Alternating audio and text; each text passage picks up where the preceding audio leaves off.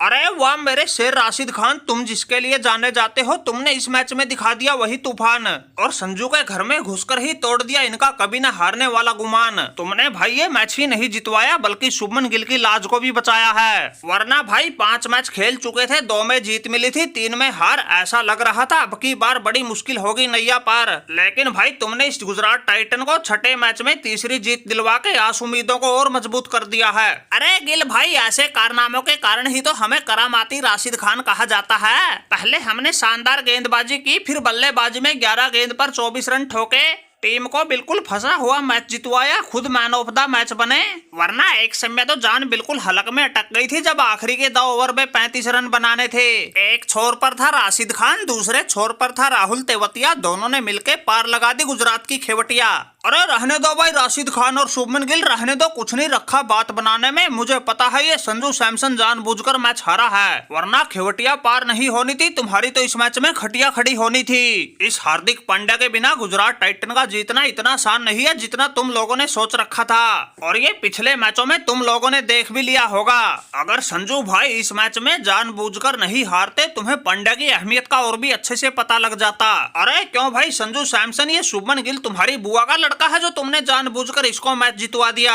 अरे पांडुरंगा, अब तो तुम्हारी मुंबई इंडियन की 0 टूट गई, फिर क्यों पागलों जैसी बातें कर रहे हो? भाई हम क्यों इनको जानबूझकर जितवाएंगे, अपना अजय चला आ रहा विजय रथ रुकवाएंगे। लगातार एक के बाद एक मैच में सामने वाली टीमों को निपटा के ये संजू राजा बिल्कुल रजवाड़ों की तरह जीतता आ रहा था, और हमने तो अब की बार बिना कोई मैच गवाए ही ट्रॉफी जीतने का मन बना रखा था। लेकिन इन गुजरात वालों का इस मैच में ऐसा तुक्का लगा, हमें अपनी पहली हार का सामना करना पड़ गया, और मेरी और रियान पराग की खेली गई ताबड़तोड़ पारियों पर भी पानी फिर गया। मैंने 38 गेंद में 68 रन ठोके थे, उसने 48 गेंद में 76 रन बनाए थे, जिसके बलबूते हम स्कोर को 196 तक पहुँचाए थे, और सभी राजस्थान रॉयल्स के चाहने वालों को लगातार 5वीं जीत का सपना दिखाए थे। अरे पांडुरंगा, इस आखिरी गेंद पर मिली हार ने हमें बिल्कुल मायूस कर दिया। तुम कह रहे हो जानबूझकर हारे हो। अरे संजू भाई, माना कि ये सब बातें ठीक है जो तुमने हमको बताई, लेकिन भाई अगर तुम्हारी गुजरात टाइटन वालों को जितवाने की मंशा नहीं होती तो तुम ट्रेंट बोल्ट के 2 ओवर नहीं बचाते,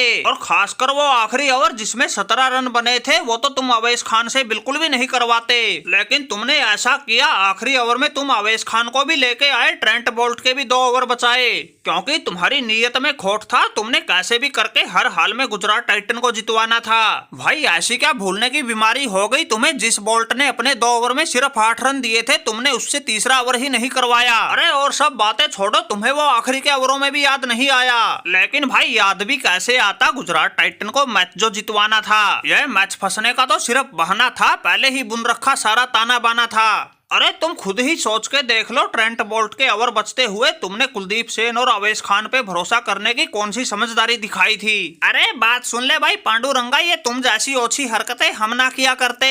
रही बात समझदारी की, अरे कुलदीप सेन ने तो पूरे मैच का पासा पलटा है। माना कि उसने 4 ओवर में 41 रन दिए, लेकिन विकेट भी तो 3 लिए। वो तो उसके आखिरी ओवर में 20 रन पड़ गए तो वो थोड़ा महंगा साबित हुआ, वरना पहले के 3 ओवर में तो सिर्फ उसने 21 रन ही दिए थे। और रही बात अवैस खान की, उसने राशिद खान, शाहरुख खान और राहुल तेवतिया जैसों के सामने 18वां ओवर डाला था, जिसमें सिर्फ 7 रन दिए थे। उनके खूंखार शाहरुख खान का विकेट भी लिए थे। अरे उसकी ऐसी धारदार गेंदबाजी को देखते हुए ही तो संजू ने उसको 20वां ओवर थमाया था।